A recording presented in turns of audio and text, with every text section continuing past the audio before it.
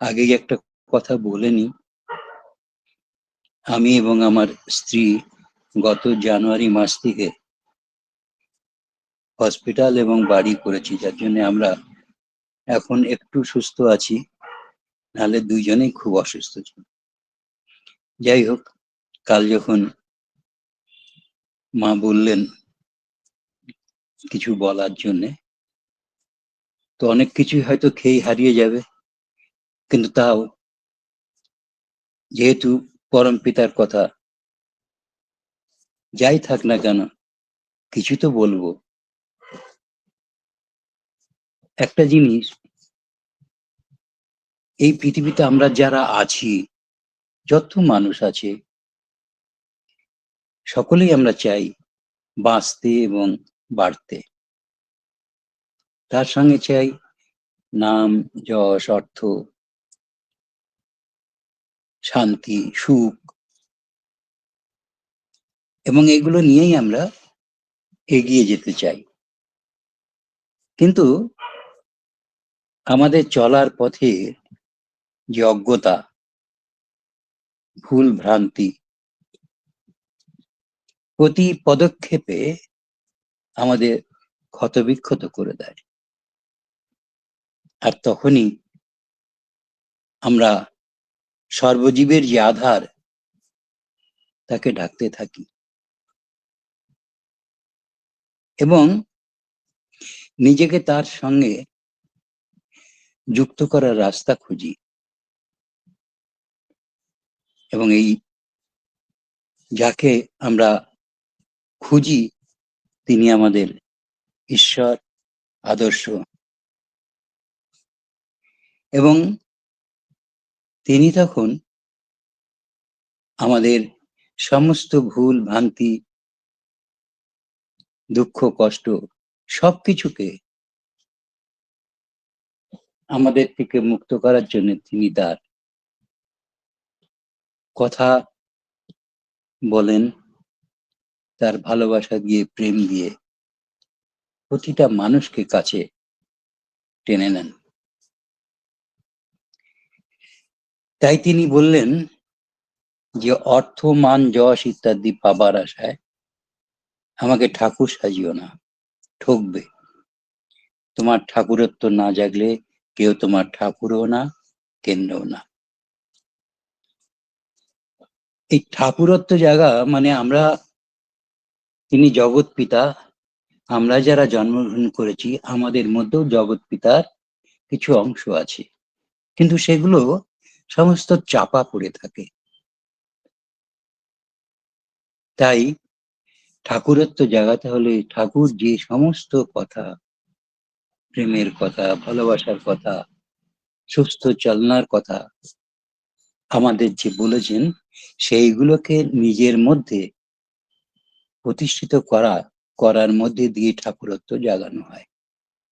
আমরা কেউ কিছুটা পারি, কিছুটা পারি না। যাই হোক, দিদি তো, মা তো লিখেছেন যে আমি রেবতীদার ভাই, কিন্তু দাদা আর আমার মধ্যে অনেক তফাৎ, অনেক। দাদা আমার দাদাই, আমি তার ছোট সেজ ভাই। আমাদের জীবনে, আমাদের বাড়িতে, এই ঠাকুর বাড়ি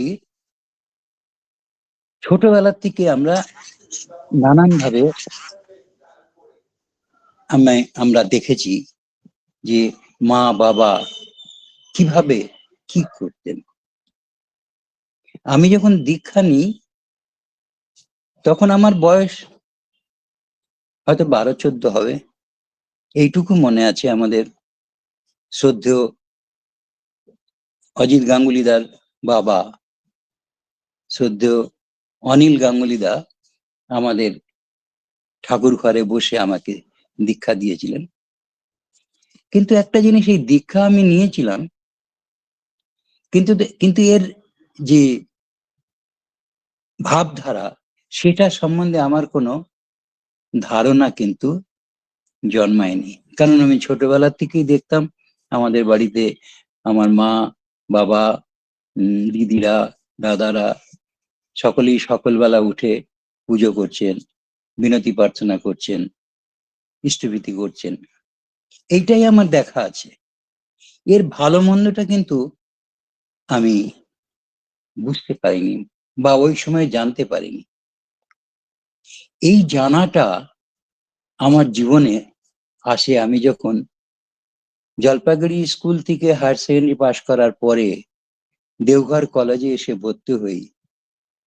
তখনই একটু একটু করে আমি বুঝতে থাকি যে পরমপিতা আমাদের জীবনে কি, তিনি যে জগদীশ্বর, সবকিছুর মূলে যে তিনি, সেটা একটু একটু করে আমরা বুঝতে থাকি। এর একটা ছোট্ট ঘটনা দিয়ে বলি। তখন আমি না ফিজিক্স প্র্যাকটিক্যাল পরীক্ষাতে খুব ভয় পেতাম। মানে ওর নাম শুনলেই আমার গায়ে জ্বর হতো, জ্বর আসতো।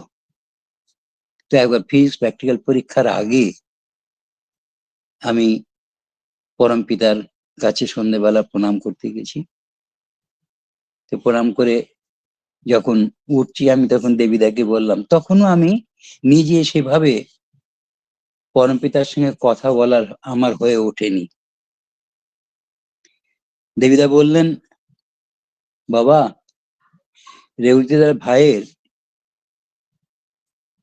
ফিজিক্স প্র্যাকটিক্যাল পরীক্ষা আছে, ও নিবেদন করছে আপনার কাছে, এবং ও খুব ভয় পায়। ঠাকুর বললেন,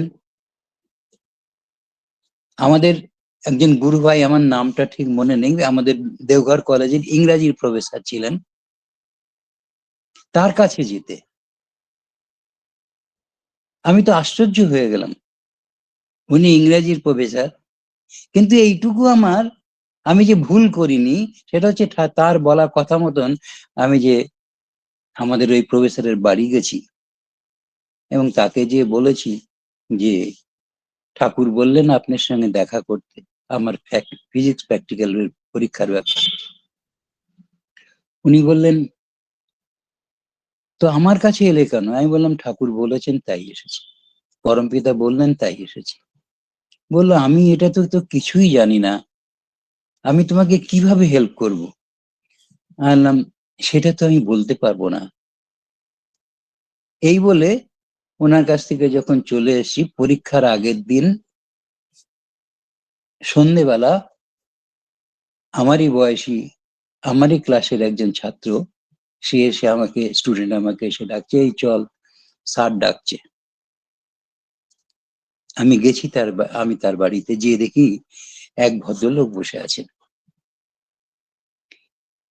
সেই ভদ্রলোককে উনি বলছেন, আমাদের এই গুরু ভাই প্রফেসর বলছেন যে এই ছাত্র ঠাকুর যাকে পাঠিয়েছিলেন আমার কাছে, উনি আমাকে দু একটা কথা জিজ্ঞেস করলেন, নাম কি, কি বৃত্তান্ত, এবং ঠাকুর যে আমি নিবেদন করলে ঠাকুর যে এনার কাছে আসতে বলেছিলেন সেটাও বললাম আবার। তারপরে শুনি উনি হচ্ছেন ভাগলপুর ইউনিভার্সিটির ফিজিক্সের হেড অফ দি ডিপার্টমেন্ট, যার এক্সটার্নাল হয়ে আসার কথা ছিল পরীক্ষার সময়, তিনি অসুস্থ হয়ে পড়াতে উনি বাধ্য হয়ে এসেছেন, এবং উনি আমাদের ওই স্যারের বন্ধু, এবং উনি এতে এত আশ্চর্য হয়েছিলেন যে পরমপিতা তার কাছে পাঠিয়েছে, তিনি জানলেন কি করে, বুঝলেন কি করে। তখন আমার আস্তে আস্তে মনে হতে থাকলো, পরমপিতা জগদীশ্বর সবকিছু তার নখদর্পণে। তাহলেও কিন্তু অত গভীর ভাবে আমি নিইনি। পরীক্ষার হলে যখন গেলাম, তখন সবার শেষে আমার আমার কপালে পড়লো রেজোন্যান্স কলম, যেটা থিওরিটা জানি কিন্তু আমি করতে জানি না, কি করে পড়তে হয় সাউন্ড করে সেটা আমার জানা ছিল না। যাই হোক, উনি আমার কাছ থেকে 5টা প্রশ্ন করেছিলেন এবং সেই প্রশ্নের উত্তর 4টে ঠিক দিয়েছিলাম, কিন্তু একটা হয়তো ঠিক হয়নি, কিন্তু আমি ফিজিক্স প্র্যাকটিক্যালে পাশ করে গেছিলাম। এটা তখন থেকে ভাবতে আরম্ভ করলাম যে সকলে বলে ঠাকুরের কাছে গিয়ে নিবেদন করা, ঠাকুরের কাছে বলা এবং তিনি যা বলেন সেটাকে করা, তাহলে জীবনে সবকিছু পাওয়া যায়। সেটাই আমি দেখলাম, এবং সেদিন থেকে আস্তে আস্তে আমার ভিতরে এটা মজবুত হতে থাকলো যে তার বলাগুলোকে, তার বলার বাইরে কোনো কিচ্ছু নেই, তিনি যেটা বলবেন সেটাই শেষ কথা। এবং এই বিশ্বাসটা যদি আমরা নিয়ে আসতে পারি নিজেদের মধ্যে, এই বিশ্বাসটা যদি আমাদের মধ্যে গ্রো করাতে পারি, তাহলে আমাদের কোনো দুঃখ কষ্ট থাকে না। আর যদি দুঃখ কষ্ট হয়ও, পরমপিতা তার থেকে আমাদের উদ্ধার করেন। 70 সালে আমি কলকাতায় আসি। তার আগে কিন্তু আমি কলকাতা দেখিনি কখনো। তখন এখানে আসার পরে অর্থনৈতিক দিক দিয়ে আমি ভীষণভাবে পিছিয়ে ছিলাম, ভীষণ। মানে কোনো কাজ ছিল না হাতে, চেষ্টা করে যেতাম। একদিন আমি স্বপ্ন দেখলাম ঠাকুর আমাকে একটা কাদার রাস্তার থেকে কোলে তুলে নিয়ে ট্রেন গাড়ির মধ্যে আমাকে বসিয়ে দিলেন। এটা আমি ভেবে পেলাম না কেন এরকম হলো, কি হলো। কিন্তু পরমপিতা আমাকে ওই যে যাত্রাপথে বসিয়ে দিলেন, তারপর থেকে আমাকে আর কখনো বসতে হয়নি। এরপরেই একদিন না ঠাকুরের কোনো একটা বই, মানে ঠাকুর বাড়ির কোনো একটা বই আমি পড়েছিলাম, উনি বলছেন যে কেউ একজন হয়তো বলেছে যে দেখুন ঠাকুর আপনাকে স্বপ্নে দেখলাম, এরকম ভাবে। ঠাকুর সেইটার পরিপ্রেক্ষিতে কেষ্টদাকে বললেন কি প্রফুল্লদাকে বললেন আমার ঠিক খেয়াল নেই, তিনি বলছেন দেখ আমি নাকি স্বপ্নে এসেছিলাম। এমন ভাবে কথাটা লেখা আছে, বলা আছে যে স্বপ্নে আসা না, উনি সত্যি সত্যি এসেছিলেন। এবং আমারও সেই বিশ্বাসটা হলো, পরমপিতা নিজে এসে আমাকে আমার চলার পথকে সুগম করে দিয়ে গেছেন। ঠিক এইভাবে আমাদের সংসারের বহু ঘটনা আছে। পরমপিতার যে আশীর্বাদ পেয়েছি, দয়া পেয়েছি সারাটা জীবন ধরে, তার দয়া আমরা এই ফ্যামিলিকে পেয়ে গেছি। আপনারা সকলে তো আমার দাদার নাম তো জানেনই। সেইটা বলার আগে একটা আমি মার কথা বলি। আমাদের বাড়িতে না একটা কাঁঠাল গাছ ছিল জানেন। আমি ছোটবেলার থেকে দেখেছি মাকে পয়লা বৈশাখের আগের দিন আমাদের বাড়িতে গাছে ওই কাঁঠালটা পাকতো, একটা কাঁঠাল পাকতই, এবং সেটা ঠাকুরকে ভোগ দিয়ে তার কাঁঠালের বিচিগুলো নিয়ে আসা হতো দেওঘরে, ঠাকুরকে মা দিতেন। সারা জীবন ধরে আমি দেখেছি মাকে ওই ঠাকুরকে ওই কাঁঠালের বিচি নিয়ে এসে দিতেন। তো একদিন ঠাকুর বলছেন, তখন আমিও সেখানে ছিলাম, এই জীবনে কাঁঠালের বিচি দিয়েই পার পেয়ে গেলি। মানে এইটা বলার মধ্যে দিয়ে কি বলতেছিলেন তখন আমার হয়তো মাথায় আসেনি, কিন্তু পরে মার কুষ্টি দেখে দেখা গেছিল যে এক ব্রাহ্মণকে, সৎ ব্রাহ্মণকে যদি কোনো কিছু তার জীবনভর দিয়ে যেতে পারে, তাহলে তার অনেক দুর্ভোগ থেকে, অনেক বিপদ আপদ থেকে সে রক্ষা পাবে। তাই ঠাকুর নিজে ওই কাঁঠালের বিচিগুলো নিয়ে মাকে বাঁচিয়ে রেখেছিলেন। আমার দাদা তখন MA পাশ করে একদিন ঠাকুর বাড়িতে দাঁড়িয়ে আছেন ঠাকুরের কাছাকাছি। ঠাকুর বললেন, আর একটা যে কাজ করতে হবে মণি। উনি তাকিয়ে আছেন ঠাকুরের দিকে। ঠাকুর বললেন, তোমাদের ডক্টরেটটাও হতে হবে। এই যে তিনি বললেন ডক্টরেটটাও হতে হবে, সেইটা বলার সঙ্গে সঙ্গে তিনি সাবজেক্টও বললেন, টপিকও বললেন, দ্য এভলিউশন অফ ধর্ম in the fulfilment of life and politics. এইটা বললেই দাদা চিন্তা করছেন যে কি করে সম্ভব আমার পক্ষে, কিভাবে যাব, কোথায় যাব, কি করব। তাও পরম পিতার আশীর্বাদ নিয়ে তিনি আরম্ভ করেছিলেন। 2.5 বছরের চেষ্টায় ক্যালকাটা ইউনিভার্সিটিতে জমা দেন। কিন্তু ক্যালকাটা ইউনিভার্সিটি থেকে দাদাকে ডিসকোয়ালিফাইড করে দেয়। তখন ঠাকুর বললেন, ওয়ানে চলে যা। ওয়ানে বলতে ঠাকুর দাদাকে ইশারা করলেন আমেরিকায় যাওয়ার জন্য। এটা বললে দাদা তার প্রস্তুতি নেওয়ার আগে একদিন ঠাকুর বাংলোতে গেছেন। ঠাকুর বাংলার খড়ের ঘরটা তো সকলেই দেখেছেন, এখনো আছে। বরদা সেখানে বসে আছেন। দাদা তাকে প্রণাম করে তার সামনে বসেছেন, আরো অনেকেই আছে। তো তার খুব স্বাদ হলো যে তার পায়ে একটু, শ্রী শ্রী বরদার পায়ে একটু হাত বুলিয়ে দেবার। কিন্তু তিনি বলতে পারছেন না। দাদার মনের ভাবটা বুঝতে পেরে শ্রী শ্রী বরদা তার চরণ যুগল এগিয়ে দিলেন। আর দাদা মনের আনন্দে পরম দয়ালের জীবন্ত যে প্রতিভু আচার্যের চরণ সেবা করলেন।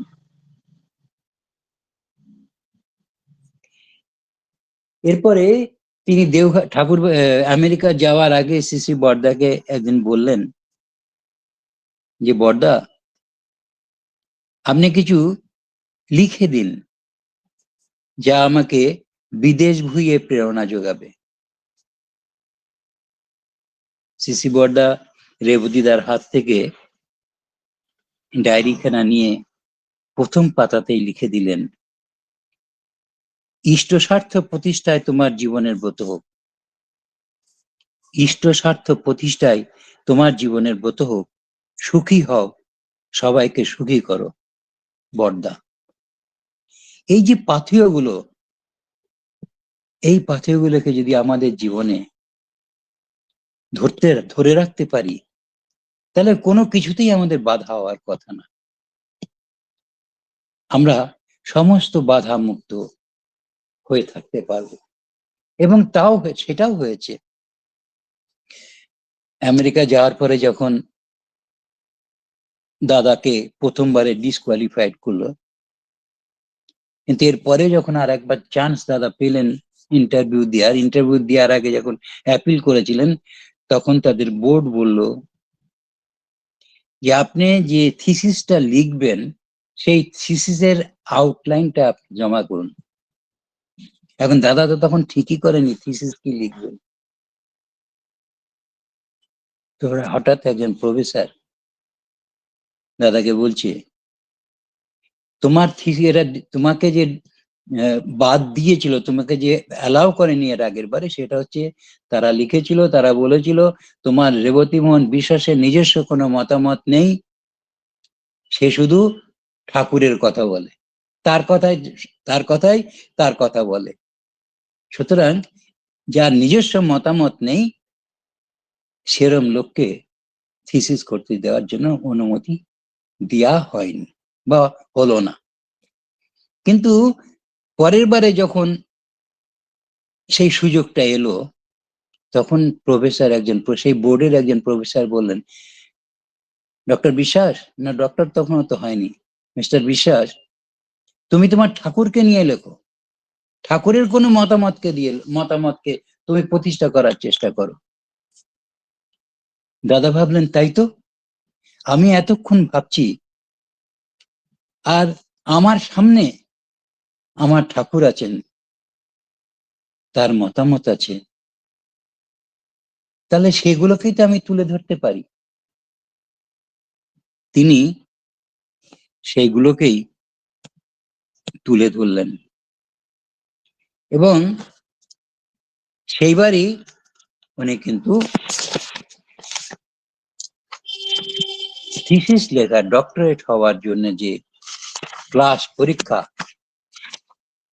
সেটার সুযোগ পেলেন। এবং এই থিসিস লিখে যে তার একটা টাইটেল করতে হয়, সেই টাইটেলটাও দাদা ঠিক করলেন, ধর্ম, the upholder of existence in conceived by Sri Sri Thakur Anukul চন্দ্র।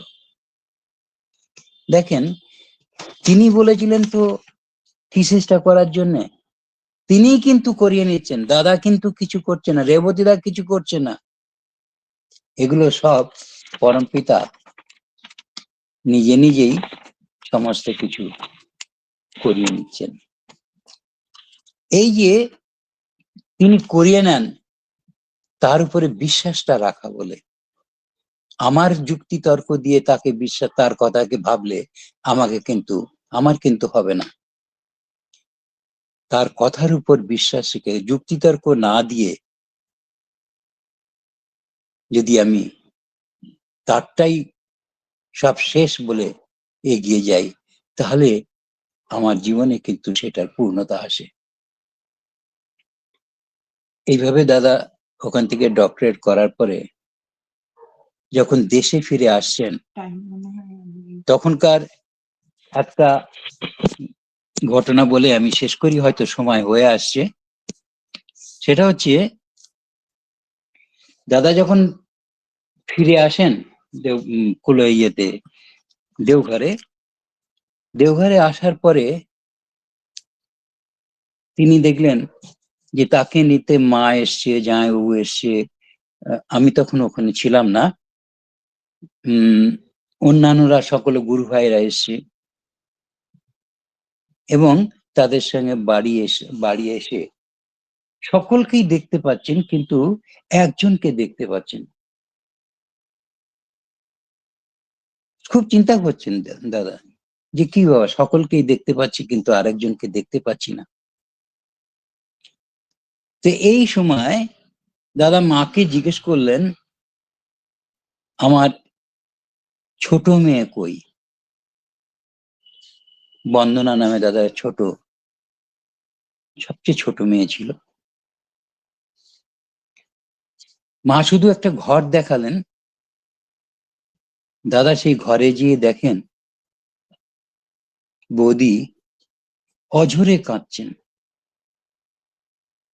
আর দাদা ঘরে ঢোকার সঙ্গে সঙ্গে পায়ের উপরে পড়ে কাঁদছেন আর বলছেন, তুমি আমার মাফ করো, তুমি আমাকে ক্ষমা করো। বলছি, হঠাৎ হঠাৎ তুমি কথা বলছো কেন? বলে, আমি তোমার কাছে মিথ্যে বলেছি, তোমাকে এতদিন সত্যিটা জানাইনি। মিথ্যেটা কি, সত্যিটা কি? মিথ্যেটা হচ্ছে তিনি যে বলেছেন যে সকলেই ভালো আছে, এটা মিথ্যে বলেছিলেন, কারণ ছোট মেয়ে বন্দনা মারা গেছিল। এই যে মারা গেছিল, সেটা কিন্তু এই বৌদি কখনো দাদাকে জানাননি কেন? যদি এই কথা শুনে ওখানকার ইষ্টের কাজ বন্ধ করে দিয়ে তিনি চলে আসেন, তাহলে আর কোনোদিনই তার এই ইচ্ছে, তার কাজ পূর্ণতা পাবে না। তাই নিজের হাজার কষ্ট বুকের মধ্যে চেপে রেখেও তার পাঁজর ভেঙে গেছে এই কথাটা তার ভিতরে লুকিয়ে রাখতে, কিন্তু তা সত্ত্বেও বলেননি। একমাত্র পরমপিতার ইচ্ছেকে পূর্ণতা দেওয়ার জন্য। যাই হোক, সময় আমার হয়ে গেছে, আমি এখানেই শেষ করছি এবং আবারও বলি, এই প্রত্যেকে ভালো থাকবেন, পরমপিতার কথা স্মরণ করে এবং তার ইচ্ছেকে নিজের মাথায় গ্রহণ করে এগিয়ে চলবো আমরা, এই প্রার্থনা করে আমি আমার বক্তব্য শেষ করছি। জয় গুরু। জয় গুরু দাদা, জয় গুরু। আরো মনে হচ্ছিল যে আরো সময় যদি করতেন তাহলে আরো ভালো লাগতো। যাই হোক, শেষ করেছেন, আবারও আগামী দিনে শোনার ইচ্ছা থাকলো। খুব সুন্দর আলোচনা করলেন যে মনকে ত্রাণ দেওয়ার জন্যই তার কাছে আমাদের তার পরিত্রাণের জন্যই তার কাছে আমাদের যেতে হয়। আমরা সবাই ছুটে যাই তার কাছে। তিনি পরম পিতা, তিনি সর্বত্র বিদ্যমান। গভীর বিশ্বাস নিয়ে তাকে ডাকলে তিনি সাড়া দেন। এই হিসাবে নিজের জীবনের ঘটনা এবং আপনার দাদার ঘটনা বলে আমাদের প্রত্যেককে সমৃদ্ধ করলেন। খুব সুন্দর আলোচনা করে আমাদের প্রত্যেককে সমৃদ্ধ করেছেন দাদা। পরম পিতা রাঙারাত চরণে আপনার এবং আপনার পরিবার পারিপার্শ্বিকের সবার সুদীর্ঘ নিয়োগ জীবন প্রার্থনা করি। ভালো থাকুন দাদা, সুস্থ থাকুন, আবারও আসবেন আর এসে তার কথা শুনে তার প্রতি তন্মুখী করে তুলবেন। জয় গুরু। জয় গুরু। জয় গুরু দাদা।